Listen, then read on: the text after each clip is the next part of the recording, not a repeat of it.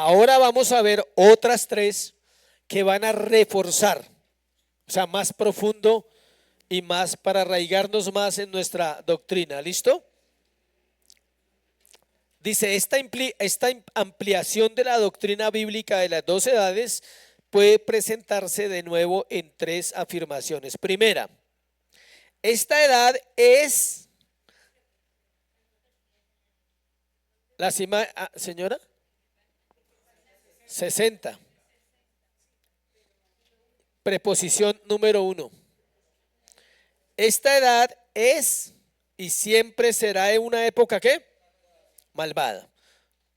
Le recuerdo, por eso le dije que mirara las tres anteriores, porque lo que vamos a hacer es que reforzarlas, es decir, profundizar un poquito más sobre este tema. Tranquilo que ahorita hacen las preguntas, que veo caras con preguntas. Dice, la proposición aquí es, en otras palabras, que el carácter básico de esta era siempre será moralmente ¿qué? Malo. Esto ya nos pone en una lucha con mucha gente. Nadie le gusta eso. Los testigos de Jehová dicen que el infierno es ¿dónde? Aquí. Entonces parece que estuvieran bien en ese aspecto, ¿sí? Porque dice que esta era es mala. Varios de los pasajes claves en los que se utiliza la terminología de las dos eras exigen esta conclusión.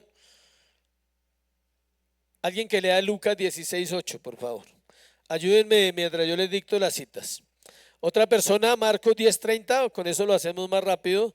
Otra persona, Romanos 12:2. Esto ya lo vimos, pero la Biblia siempre tendrá que ser remarcada y remarcada en la mente de los creyentes hasta que se nos quede. Esto es todo lo que hemos visto. Ese párrafo primero, él está resumiendo las tres preposiciones que ya vimos. Entonces nos toca hacer el mismo ejercicio. ¿Qué dice Lucas 16:8?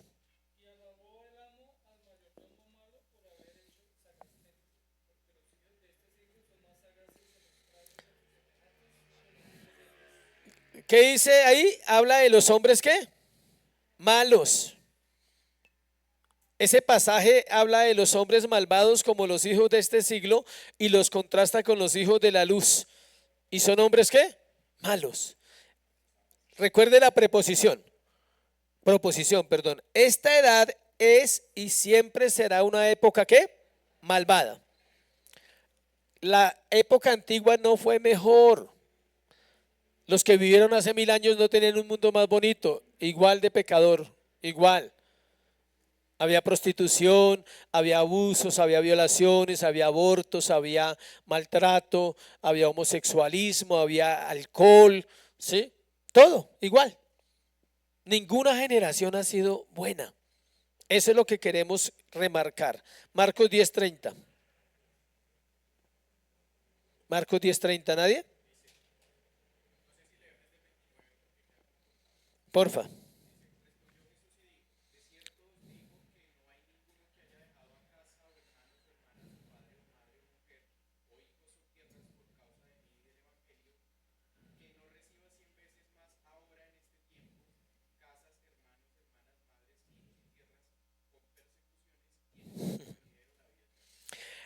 Note que nosotros nos centramos en lo que vamos a recibir 100 veces más y pasamos por alto la palabra persecuciones. ¿Por qué recibimos persecuciones? Porque es un siglo malo. Ya, no se mate la cabeza. Es un siglo malo. Si ve que nosotros decimos, uy, súper, voy a dejar todo por Cristo porque me va a dar 100 veces más. Mi mamá me deja, me da 100 mamás. Mi papá me deja, me da 100 papás. O sea, no. Pero piense en la frase cuando dice, ¿y qué? Con persecuciones. ¿Por qué? Porque estamos en un siglo malo. ¿Quién lee la siguiente? Romanos 12:2 y alguien que busque 2 Corintios 4:4.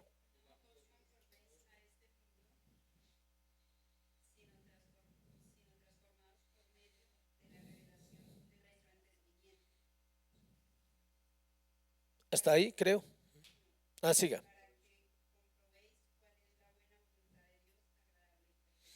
¿Por qué no podemos conformarnos a este mundo?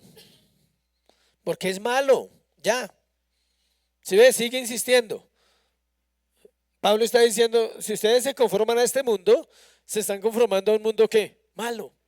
Entonces, ¿a dónde tenemos que conformarnos? ¿A cuál siglo? Ah, bueno, entonces piense eternamente. Siempre que usted tenga problemas, diga, esto es temporal porque este es un mundo malo, Señor, ya lo sé, gracias. Ya lo entendí, me costó 20 años entenderlo, pero al fin lo entendí, que este mundo es ¿qué? Malo.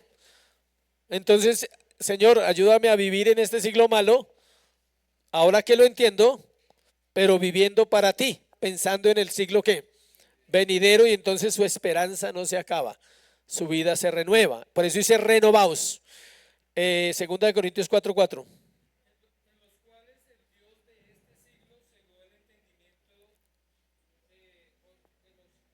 Incrédulos.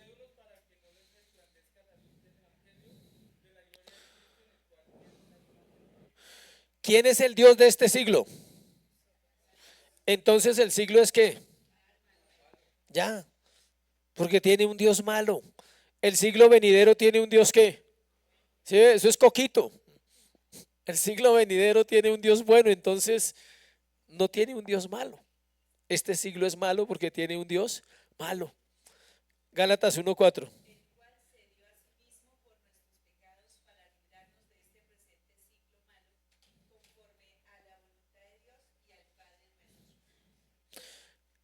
Pablo describe que los elegidos han sido liberados de este siglo malo. Es decir, aunque vivimos en este siglo malo, el siglo malo no nos puede destruir. Siempre la iglesia va a prevalecer, porque las puertas del Hades no prevalecerán contra la iglesia. Efesios 2:2, de este mundo. Este mundo es desobediente. ¿Quién opera en este mundo la desobediencia? Satanás. Entonces concluimos que el siglo es ¿qué? Malo. Dice ahí, hay un problema claro e inevitable con el que tales pasajes confrontan al posmilenialismo. ¿Sí ve? Ahí ya el posmilenialismo lo entendemos que no es bíblico, porque este siglo es malo, va a ser malo y siempre será malo. Y si Cristo no viene por nosotros y morimos, la siguiente generación va a estar en un siglo que malo. Entonces, ¿dónde queda el posmilenialismo? No existe. No existe la era dorada, no hay. Dice, la primera dificultad para el posmilenialismo en estos pasajes es que su enseñanza esencial es que el bien triunfa sobre el mal. Al final del párrafo dice, cuando la Biblia sin embargo asume que esta era que termina, como hemos visto, solo con la segunda venida de Cristo, es y siempre será mala. Y enseña algo que contradice claramente al postmilenarismo. ¿Cómo podrá un postmilenialista explicar estos pasajes? ¿Cómo los pueden enseñar? Tienen que torcerlos. Entonces tiene que torcer otras doctrinas. Por ejemplo, la depravación total no encaja para ellos. La depravación total es lo mismo que hablamos ahora rato, que el hombre pues es malo, pero no tanto, ¿sí? Y que aún el hombre puede buscar al Señor, porque no es tan malo. Pero según la enseñanza bíblica, este siglo es malo y está lleno de hombres malos. La única manera para salir de ese siglo es que Dios nos traslada de la potestad de las tinieblas a la luz admirable de Cristo, y ya no somos hijos de este siglo, sino hijos del siglo venidero. Porfa, la imagen, Edgar. Esa es la imagen, ¿sí la ven?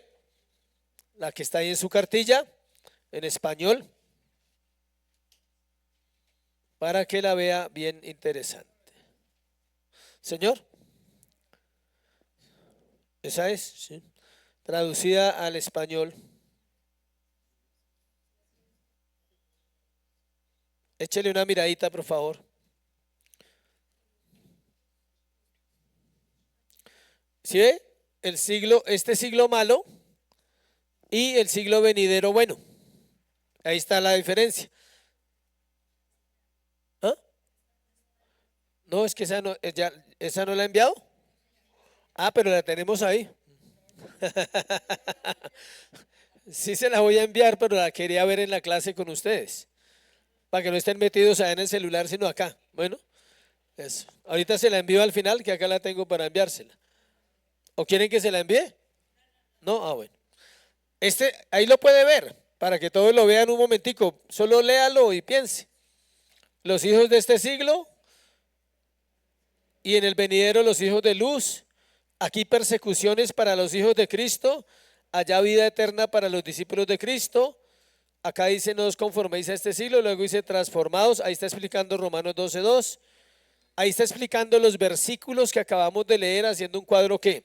Comparativo. Ahí está explicando los versículos que acabamos de leer. Ahí está diciendo un presente siglo malo, un siglo futuro de justicia.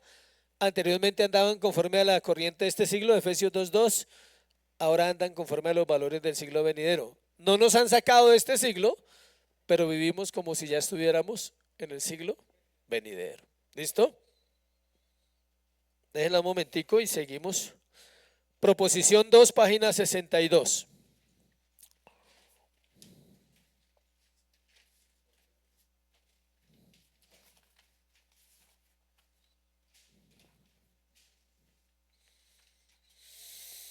Tomemos un receso. Una aclaración ahí de la imagen que es importante es que en la parte donde dice persecuciones para los hijos de Cristo es discípulos. Estaba mirando la imagen original del libro porque esta cartilla fue sacada de un libro, ¿sí? Del pastor Sam Waldron. Yo tengo el libro y estaba mirando la imagen original, dice persecuciones para los discípulos de Cristo, porque se puede prestar para confusiones, ya que Cristo no aparece como Padre en el Nuevo Testamento, aparece ¿quién? El Padre. Entonces es para los discípulos de Cristo, o podríamos también poner, déjenla así, pero se ha podido poner también para los hijos de Dios, que ya es diferente, pero está bien así, así está en el original. Listo, sigamos ahí. Entonces, retomemos. Vamos a preposición ¿qué? 2. ¿Alguien me lee esa preposición, por favor? Esta era está en sus últimos días. ¿Cuáles son los últimos días? Pensé que iban a caer en la trampa. Pensé que me iban a hacer una explicación así escatológica. Estos son los últimos días. Varios de los pasajes que utiliza la terminología de las 12 edades expresan claramente que esta era está en sus últimos días.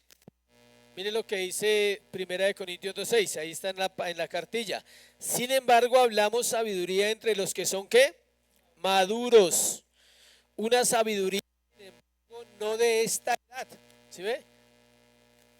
Ni de los gobernantes de esta edad que están pasando.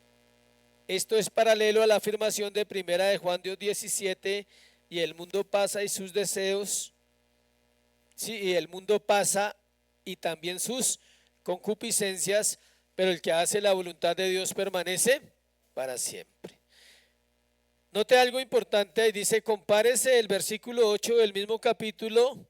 Por otra parte os escribo un mandamiento nuevo que es verdadero en él y en vosotros, porque las tinieblas pasan y la luz verdadera ya brilla. La misma implicación está presente en Hebreos 9:26. Ahí dice, de otro modo habría tenido necesidad de padecer muchas veces desde la fundación del mundo, pero ahora una vez en la consumación de los siglos se ha manifestado para quitar de en medio el pecado mediante el sacrificio de sí mismo. Y ahí termina con Corintios 10:11, dice, estas cosas les acontecieron a ellos como ejemplo y fueron escritas para nuestra enseñanza sobre quienes han llegado al fin de los siglos.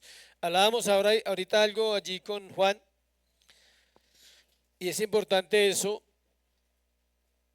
Este siglo es malo, y dentro de este siglo malo, y dentro de todos los siglos que han pasado, todos los tiempos, Dios ha escogido un remanente, pero no lo saca de ese siglo malo, sino que lo deja en ese siglo malo y le revela el siglo venidero. Es decir, nosotros estamos viviendo un adelanto del siglo venidero como cristianos. ¿No le parece eso hermoso? nuestra confianza, nuestra esperanza, la gracia, la misericordia, el perdón, serán perfeccionados y revelados completamente ¿dónde? En el siglo venidero. Por ahora estamos en las sombras nosotros. O sea, la iglesia es como si el milenio fuera el Antiguo Testamento para la iglesia y viene el Nuevo Testamento. Es un ejemplo allá para nosotros, ¿sí? El siglo venidero es nuestro Nuevo Testamento, nuestra libertad completa. ¿Somos libres? Sí. Usted debe entender eso. ¿Somos libres? Sí, no lo dude. No lo dude. Pero esa libertad se manifestará completamente ¿dónde? En el cielo, en la eternidad, en el siglo venidero. ¿Somos salvos? Obvio. Pero no se ha completado la salvación. ¿Tenemos gozo? Sí, pero no el que quisiéramos. Hay uno mayor. ¿Entendemos cosas de la Biblia? Sí, pero no toda. Nos falta mucho. Cuando se quite el velo de este siglo, esta carne, entraremos a ese mundo. Desde la venida de Cristo y su resurrección, esta era está en sus últimos días. Está en proceso de desaparecer, imagínense. Más pruebas de esta afirmación se acumularán a medida que avance este estudio. Es popular en algunos sectores ridiculizar a los cristianos que continuamente declaran que estamos en los últimos días. La gente dice que si desde la Biblia están diciendo lo mismo, desde Pablo, desde Noé están anunciando los últimos días y nada. Miremos ese cuadro. ¿Me ayudan ahí, por favor, la siguiente? La nubecita.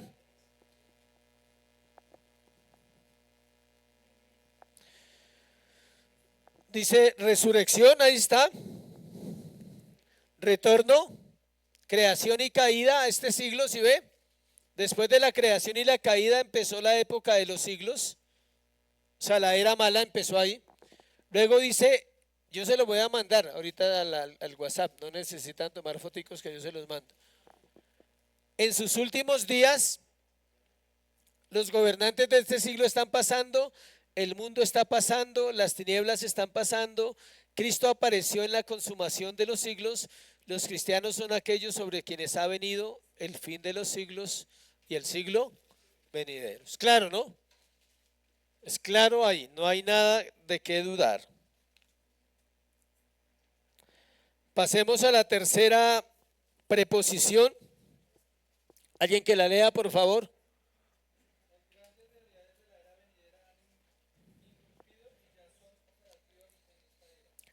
Allá queríamos llegar, ¿sí? Allá me adelanté un poquito. Las grandes realidades de la era venidera han irrumpido y están operando en esta era. ¿Qué está operando aquí? Todo el siglo venidero está presente en la medida en que el cristiano lo puede entender. Algunos entienden más y otros entienden menos, porfa. Espérate. Algunos entienden más y otros entienden ¿qué? Menos de ese siglo. Es decir, entre usted más crezca en la gracia y en la fe, más va a entender de ese siglo cómo opera acá. ¿Por qué algunos no entienden nada? Pues porque no están buscando diariamente crecer en el conocimiento de las escrituras, en el conocimiento de Dios, en el conocimiento de la santidad. Muchas personas no entienden nada de ese siglo acá, no ven nada. Solo vienen a la iglesia y oran y leen la Biblia y ya. Pero no entienden que ese mundo de allá está presente acá. ¿En quién está presente? En los cristianos, en los hijos de Dios, en los discípulos de Cristo. Leamos qué dice ahí. El énfasis del Nuevo Testamento que complementa o realza de manera más llamativa nuestra comprensión de la estructura de las dos edades de la historia redentora es que las grandes realidades de la edad venidera han irrumpido en cierto sentido y se han hecho operativas en esta edad. El pasaje más claro a esto es Hebreos 6, 4, 6. Me gustaría que alguien lo leyera, aunque acá está. Alguien que lea ahí en la cartilla.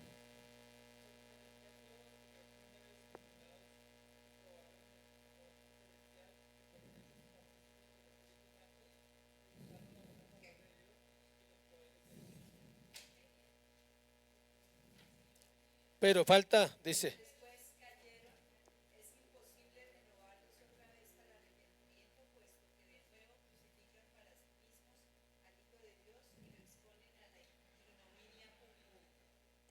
La explicación que él hace, que el doctor San Waldron hace de este versículo es muy buena y es muy clara porque es un versículo difícil de interpretar. Mire lo que dice ahí. El término poderes utilizado aquí es uno de los términos técnicos del Nuevo Testamento para referirse a los milagros. Por lo tanto, la referencia aquí es a los dones de señales milagrosas que acompañaron a la predicación del Evangelio al comienzo de la era evangélica. ¿Sí ve cómo se interpreta un versículo bien? Es decir, ese versículo no aplica para toda la iglesia, es para las personas que vieron los milagros que el Señor Jesucristo hizo y lo rechazaron. Porque a veces uno dice, ¿cómo aplica ahora? No, ahí dice que los milagros se llaman poderes. O sea, es decir, se hizo presente el reino. ¿En quién? En Cristo.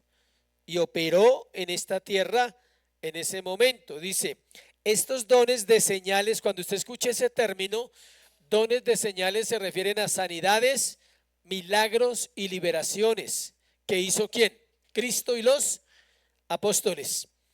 Estos dones señales anunciaban la llegada del reino y la irrupción de la era venidera. Hay pues en la presencia de estos dones de señales un anuncio de la inauguración del siglo venidero. Cuando él dice el reino de los cielos ha llegado, el reino de los cielos está entre nosotros. Esto sugiere la ecuación siguiente: la era venidera es igual al reino de Cristo. Puesto que el reinado de Cristo ya ha comenzado, la era venidera también debe haber comenzado en cierto sentido. Alguien que lea Hebreos 2:9.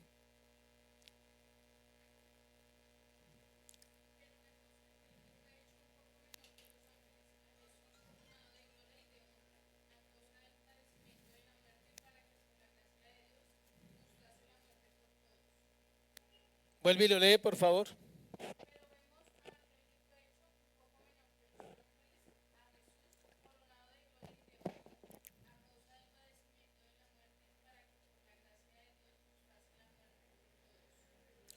Eso, eso quiere decir que Él vino a mostrarnos un poco de ese reino. ¿Cómo? Muriendo, resucitando. La resurrección es un adelanto en la vida de Jesús de lo que es el reino venidero. ¿Quién más ha resucitado entre los muertos? Que no haya vuelto a morir, ¿no? Porque pues hay varios que resucitaron pero volvieron a morir. Pero solo uno ha resucitado y ascendió al cielo y es Él. Esa figura que dice que Él ha resucitado está diciendo que eso va a pasar ¿dónde? En el siglo venidero. ¿Con quién? Con nosotros. O sea que es un adelanto. Por eso dice, las grandes realidades de la era venidera han irrumpido y ya son operativas de esta era. Cristo no pecó. En el reino venidero nosotros no vamos a pecar. ¿Sí ve? Eso está irrumpiendo. De hecho, ahora pecamos menos. Espero que sea así, ¿no? En todos nosotros. Que pequemos menos de lo que pecábamos cuando estábamos en el mundo. O sea, sí, seguimos siendo pecadores, pero ya no pecadores consagrados. Ahora pecadores arrepentidos. Ahí dice, otro énfasis neotestamentario apoya en esta afirmación: el siglo venidero es el siglo de la resurrección. Sin embargo, la resurrección ya que ha comenzado. ¿Con quién comenzó? Con Cristo. Cuando Él resucitó, Él dijo, Pablo dijo en Corintios 15, que Él es las primicias de la resurrección. Y que por cuanto Él resucitó, nosotros también, ¿qué? Vamos avanzando. Esta es la explicación de la peculiar fraseología de Hechos 4:2. Indignados porque enseñaban al pueblo y anunciaban en Jesús la resurrección de entre los muertos. ¿Por qué ese pueblo se molestó tanto cuando ellos hablaban de eso, de la resurrección de los muertos? Si hay algo que le chocó a la cultura en la cual se predicó el evangelio primera vez, es como eso que era imposible. Decían, no, pero es que nadie puede resucitar. porque los apóstoles entendieron el reino y los hijos de este siglo no lo pueden entender.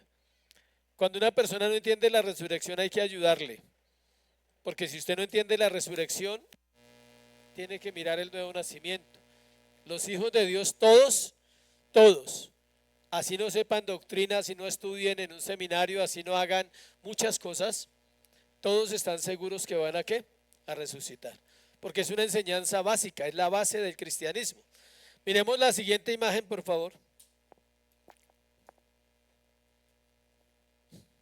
Ahí está. Antigua creación y dominio de Satanás. Este siglo, nueva, acá es donde me refiero, donde dice nueva creación y reino de Dios, ¿a qué se refiere? A la salvación de nosotros. La antigua creación, ¿cuál fue? Si yo le digo a alguien que me explique este dibujo, ¿cómo me lo explicaría entonces? Alguien que diga a qué se refiere la antigua creación. Pues más atrás, porque está antigua creación. A Génesis. Sí, a Génesis, la antigua creación. Esa creación quedó bajo el dominio ¿de quién? Lo que dice Sandra, ¿por qué? Por la caída. Listo. Ahora empieza este siglo, es ese mismo, pero Dios hace una nueva creación, que es su pueblo, la iglesia y los cristianos. No, esa no es la resurrección. Y reino de Dios. Aclaro algo. Allá hubo salvación, no quiere decir que no hubo, hasta la época que aparece Cristo. Y el siglo venidero, ¿se ve? La superposición de los dos siglos. Acá está el siglo venidero y todo eso, las dos edades, esas dos etapas de edad hacen parte del siglo, no solo una, las dos.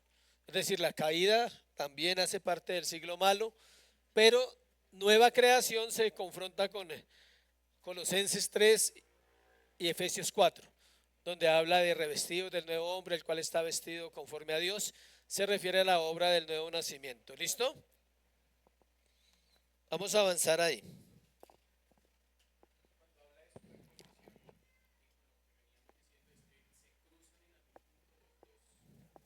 Sí, las dos se cruzan. Se unen las dos, en algún momento las dos se unen. A eso se refiere superposición. Este siglo venidero, pero ¿de qué estamos hablando en esa proposición? Que el siglo venidero ha irrumpido aquí. O sea, ya está. Si el siglo venidero no ayudara en este siglo, pues no podríamos hacer nada nosotros, no podríamos orar. Usted ora y ¿con qué se conecta? Con el siglo venidero, porque la oración sube al cielo y el siglo venidero está allá. Es decir, para los muertos, ellos ya están allá. Ellos ya vivieron los dos siglos, ¿cierto? Ellos ya vivieron su siglo malo, que fue la etapa que les tocó, y murieron y están en el siglo venidero. Y por eso Apocalipsis dice, ¿hasta cuándo, Señor, estaremos acá? Y el Señor dice, hasta que se complete el número de sus consiervos. Y ellos claman día y noche, Señor, ¿ya? No, todavía no. Sí, sí. Y nosotros oramos acá, ven, bueno, los que oran, ven, Señor, ven, ¿sí ve? Porque hay un deseo profundo de encontrarnos para ser uno solo todos. Dice, ahora bien, puede parecer que estas proposiciones y mejoras complementarias complican el esquema básico y sencillo. Sin embargo, una ilustración puede aclarar cualquier dificultad. Pensemos, acá está la ilustración que él hace ahí debajo del dibujo en el párrafo. Dice, pensemos en una joven pareja que se casa y desea tener hijos. Después de varios años se ponen serios, pero mes tras mes no obtienen resultados. Finalmente, tras una visita al médico, la esposa anuncia la gran noticia. Esposo, estamos embarazados. El futuro ha llegado, ¿sí? Claro, pero ha llegado. Pasa una semana y nada cambia. Todavía queda ese largo periodo de gestación antes de que puedan tener al pequeño en brazos. Por supuesto, cada vez hay más y más señales de que algo está pasando. La habitación del bebé se redecora, la barriga de mamá crece como la de Angie, cada vez más. El nerviosismo de papá aumenta a medida que se acerca el gran día. Pero a pesar de todo esto, no hay una realidad que visible. Está ahí, pero no está, pero no ha nacido. No hay un bebé que arrulle y que sostener en brazos, pero el bebé está o no está. Está ahí. Lo mismo ocurre con el siglo venidero y el reino de Dios. Me pareció excelente esa enseñanza. El siglo venidero ha llegado, o sea, es como el bebé, está ahí, de forma sutil pero significativa, pero no ha llegado en una realidad exterior y gloriosa, del mismo modo que en la historia de esta familia se superponen las dos edades. O sea, en todo caso están entrelapadas, podríamos decir. ¿Están qué? Unidas. Se encuentran todo el tiempo. Dice, lo mismo ocurre en la historia del mundo. Ahora mismo la historia está preñada de la era venidera. Estamos embarazados. El reino está en nosotros, pero no hemos llegado allá. Pero nacerá, o sea, cuando lleguemos. Ahí dice abajo, este marco, ahí en donde está en cursiva, dice, este marco explica en gran medida el carácter bifásico de la salvación. En otras palabras, explica por qué la Biblia habla constantemente de la salvación en términos del ya, pero todavía no. ¿Ya tienes más claro ese término? Cada día se hace más claro, ¿cierto? Al principio uno no lo entendía, uy, pero ¿qué es eso? Pero ahora ya lo entendemos un poquito más. Ese ejemplo es espectacular. En toda la Biblia, en todas partes de la Biblia, asume el carácter de dos etapas de la salvación. Y ahí explica la justificación, la adopción que ya la hemos visto, y luego habla de la redención, la vida eterna, el descanso, y se ve que todo va en etapas. Hay una etapa aquí y hay una etapa allá. Miremos la siguiente, porfa.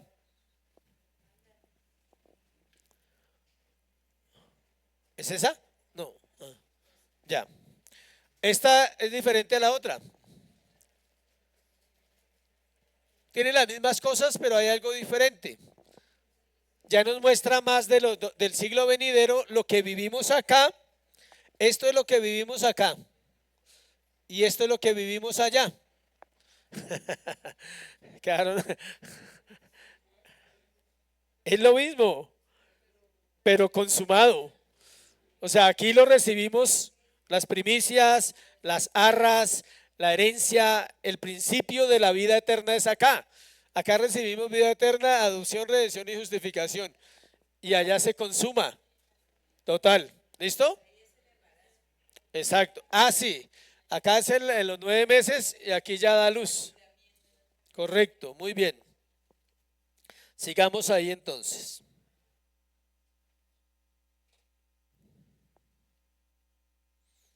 Dice, una de las muchas implicaciones prácticas de esto para los cristianos es subrayar la necesidad de perseverar en la vida cristiana hasta la vida eterna. Es decir, usted no solo cree, sino todo esto que aprende en la iglesia, en el proceso cristiano, le da ánimo, lo renueva, le da fuerza, dice, chévere, quiero vivir más santamente porque tengo que empezar a acostumbrarme para llegar a dónde, a ese tiempo venidero. La mayoría de los cristianos evangélicos no entienden la necesidad de la perseverancia porque piensan en la salvación solo en términos de algo que ya tienen. ¿Se ve? Si usted dice, ah, no, yo ya soy salvo, ya me gané todo eso. No, ya, pero todavía no. Tiene que perseverar. Ahí no hay, algunos se confundirá y entonces la salvación se pierde. Hablamos claramente que los que perseveran son salvos y los salvos perseveran. Entonces no hay duda de que una persona tiene que perseverar. No es un juego, no puede jugar con la salvación, sino tal vez no lo es. Una persona que no persevera, podemos dudar que ha nacido. No que no sea salvo porque puede estar en el plan de salvación, pero tal vez todavía no. Otros pareciera que perseveran, pero la pregunta en qué están perseverando. Esa es la otra pregunta. Por eso Hebreos exhorta a los cristianos a que procuren entrar en el reposo para que nadie caiga por seguir el mismo ejemplo de los israelitas, Hebreos 4:11. Ahí dice, este marco explica muchas cosas sobre la tan debatida cuestión del sábado. Aquí él va a tratar un tema del día de reposo y al final él termina hablando del día del domingo, ¿no? Acá habla del día sábado, pero el autor tiene claro y nosotros también que no estamos hablando del sabbat. Cuando habla del sabbat cristiano, ¿qué día es? El domingo. O sea, nosotros también celebramos lo mismo que los judíos celebraban, solo que ahora lo hacemos ¿cuándo? El primer día de la semana. ¿Quién lo instituyó? El Señor Jesucristo. Al final, antes de la otra imagen, dice el sábado semanal que ahora se celebra el primer día de la semana es sin embargo perfectamente coherente con estas maravillosas realidades. Exhibe en su propia constitución el signo de la inauguración de la nueva era y la nueva creación en su celebración en el día de la resurrección de Cristo. ¿Por qué nosotros celebramos el primer día de la semana o el Shabbat para nosotros el domingo? Porque Cristo resucitó, porque recibimos algo del siglo venidero. ¿Qué fue lo que la iglesia recibió del siglo venidero? A Cristo. Él venía de allá, vino a hacer milagros, a resucitar muertos, a orar por enfermos, a sanarlos, pero sobre todo ¿qué? A establecer su reino. Sigamos ahí con la imagen, por favor. A ver cómo quedó esa traducción, porque este sí estaba en inglés. ¿Es ese? Dice el desarrollo del sábado antisabatista a la luz de las dos ciudades. Pero dice antisaba, ¿qué? No, pero acá el término dice otra. Antisabatariano. ¿Alguien averiguó esa palabra? ¿A alguien le gusta investigar? ¿No? Uno nomás que haya averiguado. No les dejo de tarea porque no les voy a decir. Si usted no entiende esa palabra, pues no va a entender a qué se referían ellos. Dice, el semanario sábado abolido en casa de Cristo resurrección. El sábado semanal, el sábado eterno, la edad por venir. El sábado semanal es el que nosotros celebramos ¿cuándo? Los domingos. Pero cuando nosotros entremos en el siglo venidero, es un sábado ¿qué? Eterno. Un día del Señor eterno. Ya no hay tiempo.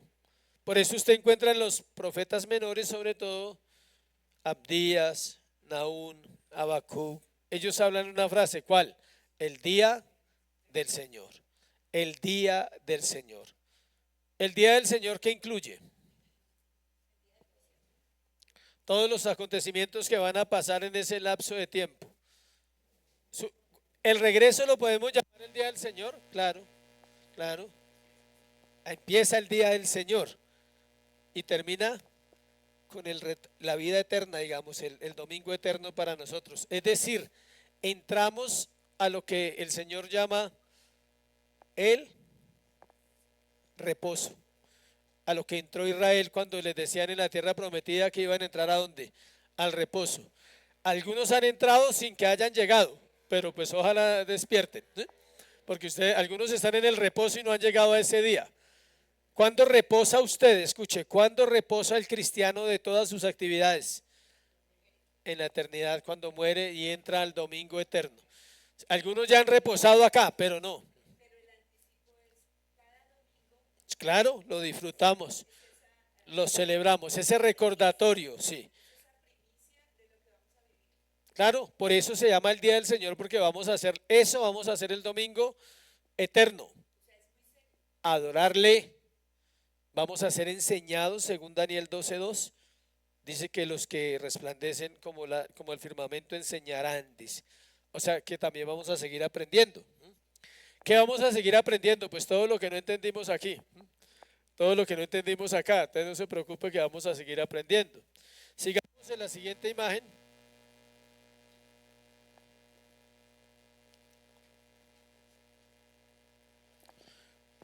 ¿Esa?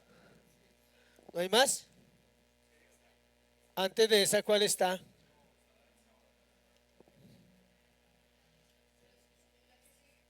¿Así vamos bien? Ah, pero entonces no, espere porque me adelanté. Déjala ahí, ya miramos acá. ¿Listo?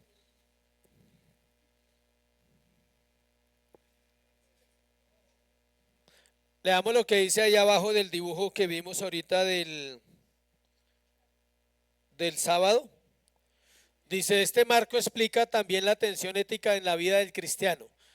Note lo que dice ahí, a muchos cristianos se les enseña a buscar experiencias que les liberen de la tensión de vivir en el periodo de la superposición de las dos edades. O sea, acá, quieren en esta época una vida más elevada, una vida victoriosa, una vida más profunda o una segunda bendición o un bautismo del Espíritu que en efecto le saque de la contradicción del dolor y la prueba de esta época. Esa doctrina se ve mucho hoy en día y es que la gente quiere una liberación para que le quiten los problemas. A eso es lo que se refiere. O una sanidad total para que no tenga ya más dolor en su alma. Pero se le olvida que este siglo es ¿qué? Malo. Y se le olvida lo que dijo el Señor Jesucristo.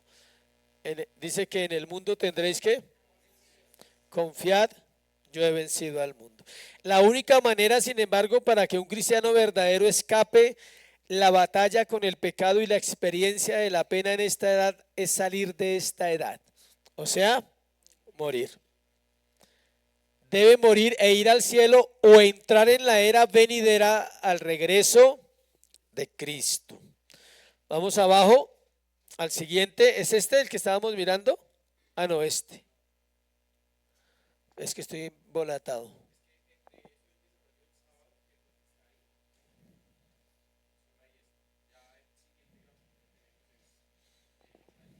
Páselo, porfa.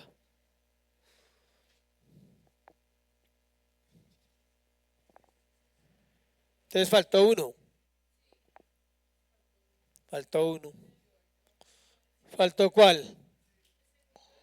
¿El de la 66?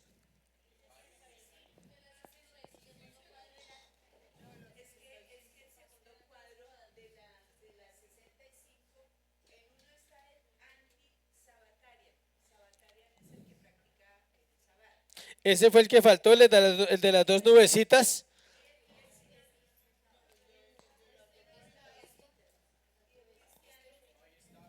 Ah, sí. Ah, sí, este es el siguiente. Este es el de abajo. Sí, está muy bien. Este es el de abajo de las nubes. El primero era el antisabatiano, ¿sí? Que es que ellos le llaman sábado. Acá pone el día del Señor, el cristiano. Dice el cristiano, dice ahí. Ah, pero no, este no es. Eh, ponga entonces los puso mal.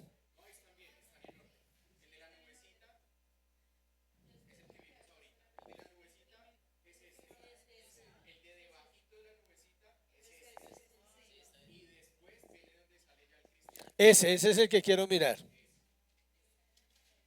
Ese, entonces ahí dice 6, 66. Ahí dice la superposición de los siglos y la tensión de la vida cristiana. Mire, antigua creación, dominio de Satanás. Este siglo, ahí aclara, esta es la realidad de nosotros. Este siglo es malo, entonces tiene que pecado, miseria, muerte y tinieblas y persecución. Eso es lo que no predica la iglesia. Y ahí es donde está el problema del cristianismo actual. Y eso es lo que le choca a la gente cuando usted le dice a la gente, ellos quieren lo que leímos acá ahorita. Ellos quieren una vida victoriosa, una vida sin problemas, una vida de abundancia, pero no han entendido qué es la abundancia. ¿Ustedes consideran que la iglesia bíblica tiene una vida de abundancia? Obvio, pero bíblica. ¿Sí ve? Nosotros no andamos pidiendo comida ni estamos sufriendo. Creo que aquí todos trabajan, nadie se acuesta sin comer. Yo veo que visten bien, huelen bien, o sea, ¿sí? Pues si alguien huele mal, pues uno le tiene que decir. Pero, pero, pero no es esa visión de ese engaño. Sabemos que hay pecado, claro, está en nosotros, vemos la miseria de este mundo, como es de terrible, las noticias, la muerte, las tinieblas. Y eso es la vida del cristiano en este siglo. En la nueva creación dice, el siglo venidero, justicia, gozo, luz y vida. ¿Sí ve? Hay una diferencia, hay algo marcado.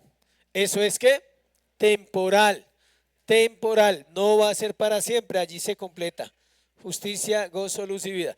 Hay un pasaje que no me acuerdo ahorita que dice que el reino de los cielos no consiste en comida y bebida. Me acuerdo lo que dice, pero no la cita, sino en gozo, ¿qué? Paz, gozo y justicia en el Espíritu. Entonces, eso es lo que vamos a vivir, pero ya tenemos un adelantico. A pesar de que estamos en un mundo caído, podemos experimentar muchas cosas. Mire lo que dice ahí abajo. Este marco también explica muchas cosas sobre el futuro de la iglesia. No debemos esperar una edad de oro antes del regreso de Cristo. Eso es una negación del carácter de esta era. Pero tampoco debemos ser pesimistas. Gracias. Dice, y ver nada más que la apostasía para la iglesia visible. Entonces están los dos extremos. Están los que dicen que esto, mejor dicho, viene una época de gloria para la iglesia y que va a ser, mejor dicho, presidente cristiano a bordo. Ese es un proceso. ¿Listo? Y están los otros que predican un pesimismo total. Y ellos entonces dicen que viene la gran tribulación y que Satanás se va a manifestar y que va a acabar a los cristianos y que, mejor dicho, vamos a... ¿Sí? Son los dos extremos, dice. Esto también es una negación de la superposición de las edades, los dos extremos. La iglesia es vivificada por las poderosas realidades de la era venidera que ya han irrumpido en el mundo con el primer advenimiento de Cristo. Los que han dicho a la gente que no deben pulir el latón en el barco que se hunde de la iglesia están trágicamente ¿qué? Equivocados. Es decir, los que le dicen a la gente que no tiene que hacer nada porque ya, mejor dicho, viene la gloria para las naciones de la tierra, están graves. Y los que le dicen que la iglesia pobrecita, que los cristianos pobrecitos, que pues que este mundo, vamos a sufrir demasiado en este mundo, tampoco. Ahí él la clara, dice. Dice, aquellos que han enseñado que esta dispensación de la iglesia, como cualquier otra dispensación, seguramente terminará en fracaso y apostasía, están equivocados. Es decir, hay gente que dice que la iglesia va a desaparecer. Y en todas las generaciones han dicho eso. No, eso es algo que está de moda, pero pues, eso igual como las modas que pasa. Debilitan las manos de los verdaderos cristianos en su labor ordenada por Dios para edificar la iglesia de Cristo. Tanto los pesimistas sombríos como los optimistas de ojos estrellados tienen visiones desequilibradas de las perspectivas futuras de la iglesia. El punto de vista bíblico comprende la superposición de las dos edades y equilibra estos puntos de vista contrastantes en un optimismo ¿qué? Realista. Nosotros somos optimistas, pero somos ¿qué? Realistas. Entendemos que el mundo está así, pero podemos vivir así. ¿Sí ve lo interesante?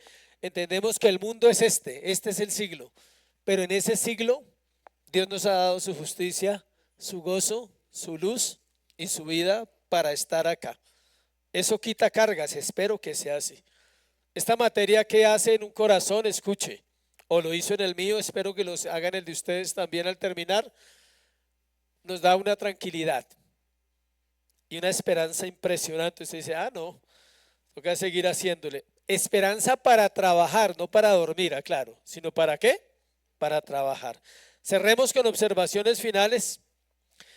Esta exposición del sistema propio de la Biblia comenzó con la intención de mostrar que un estudio del lenguaje claro, los pasajes literales y las verdades generales de la Biblia resuelven muchas de las mayores dificultades y gran parte de la confusión más profunda acerca de la escatología bíblica. Es decir, no hay lugar a la duda. Si usted quiere tomar otra postura es libre al final, pero tendrá que mostrarlo con las escrituras que usted está en lo correcto y que usted está esperando el rapto y el milenio. Bueno, pero ya es decisión suya.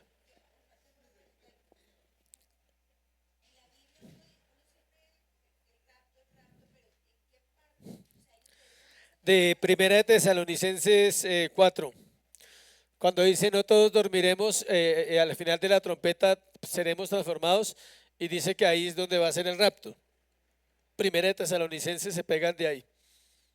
Es el pasaje más claro donde ellos hablan de la palabra rapto. O sea, sí hay un rapto, pero no secreto, público. Claro, todos lo verán, sí. Sí, recoge la iglesia, sí, pero no en secreto. Es que el rapto secreto es que nos vamos, algunos, y otros se quedan. Y entonces viene la historia que algunos dirán que fueron los extraterrestres, que una bomba atómica. Esas son las versiones modernas del rapto, pero no. Dice, de las afirmaciones claras, literales y generales de la Biblia hemos aprendido una visión de la historia y especialmente de la historia futura que es simple en su naturaleza y sin embargo ¿qué? Profunda en sus implicaciones. Esta sencilla estructura bíblica de la historia redentora es inhóspita tanto para el premileniarismo como para el postmileniarismo.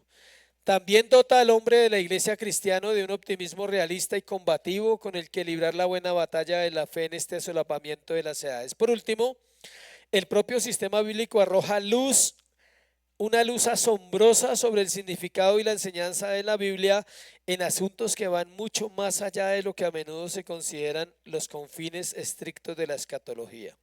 El lector debe juzgar por sí mismo, pero el autor considera que se ha cumplido la intención de estos estudios sobre el sistema propio de la Biblia. Es decir, hasta aquí cierra ese tema y arrancamos con la sentencia general, que es el juicio. Vamos a estudiar el juicio de aquí en adelante. ¿Listo? O sea, vamos en orden. Aquí hablamos del regreso y ahora vamos a ver qué. El juicio, la sentencia general, la línea divisoria, una sentencia que acaba todo. ¿Preguntas?